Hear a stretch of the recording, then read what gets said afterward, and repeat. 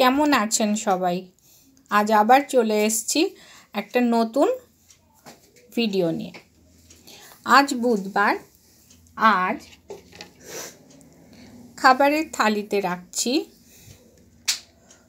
একটা গন্ধ লেবু, একটুখানি সবজির ডাল, তার সাথে খাওয়ার জন্য ফুলকপি আলুর তরকারি আর একটুখানি মেথি শাকের ভাজি। মেথি শাক খেতে আমার খুবই ভালো লাগে।